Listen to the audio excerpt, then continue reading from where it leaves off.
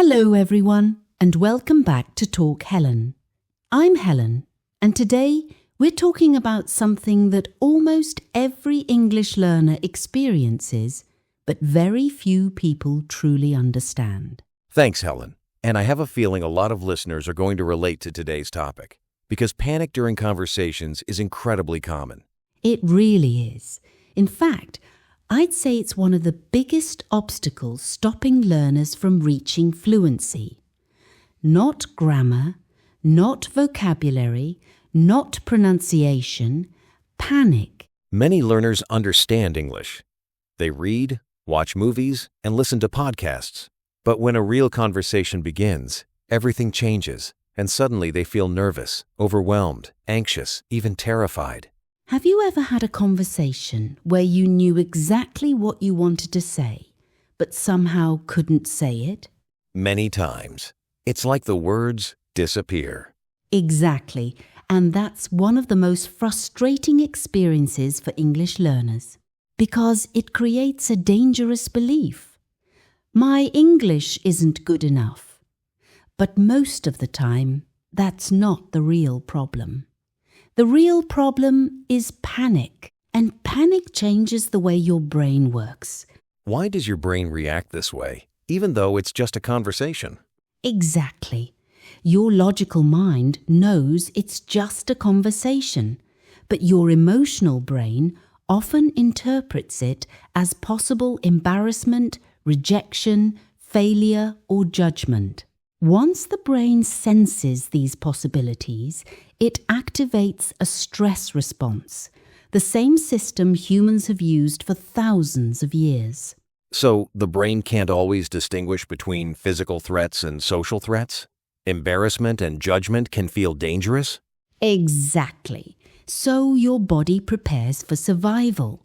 The problem is that survival mode is terrible for language learning. Because the brain is focused on protection instead of communication? Exactly. When your brain enters panic mode, it prioritizes survival, not vocabulary, grammar, or fluency. That's why learners often forget words. They know perfectly well the words haven't disappeared. Access to them has become more difficult. Have you noticed that after a stressful conversation ends, all the words come back? Exactly. The knowledge was there the entire time. The panic simply blocked access to it. It's actually frustrating when that happens. Now let's talk about one of the biggest causes of panic, the fear of making mistakes. Before you answer a simple question, your brain starts running a checklist. Use correct grammar, choose the right tense, don't mispronounce, don't embarrass yourself. Instead of having a conversation, you're taking an exam. So conversations feel like tests, and that pressure creates anxiety and panic. Exactly. Another huge cause is the need to be perfect. Many learners believe they need perfect English before they deserve confidence, but perfect English doesn't exist. Even native speakers make mistakes and forget words. Learners often expect more from themselves than they expect from anyone else. That creates enormous pressure. Exactly. Imagine two learners. One says, "I need perfect English." The other says, "I just want to communicate." Usually, the first one feels more panic because perfection is heavy. Communication is flexible. That makes sense. Wanting to communicate is a lighter goal than demanding perfection from yourself. Now let's talk about comparison. Comparison destroys confidence faster than almost anything else. When you see someone speaking fluently, you might think, "Why can't I speak like that?" But you're comparing your current chapter to someone else's chapter 20. That's not fair or helpful. Every fluent speaker was once a beginner. Every successful learner struggled. We rarely see the journey, just the finished product. Another major cause of panic is lack of speaking experience. Many learners have spent years studying English, but little time actually speaking it. It's like studying driving for years, but never actually driving. then being thrown into heavy traffic. Of course, they would feel nervous. Experience really matters. Confidence grows through exposure and repetition. Now let's talk about something extremely important. Panic is often a learned habit. If every conversation leads to panic and that pattern repeats, your brain starts preparing for another negative outcome. This creates a cycle. Conversation equals anxiety. Anxiety equals panic. Panic equals poor performance, and so on. But if panic can be learned, it can also be unlearned. That's encouraging. Now, let me ask you, Noah, what's the biggest mistake learners make when panic appears? Maybe trying to fight it? Exactly. They panic about panicking, and that makes everything worse.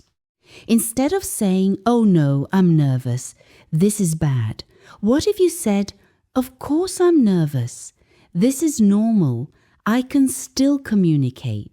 Acceptance reduces resistance, and resistance often feeds anxiety.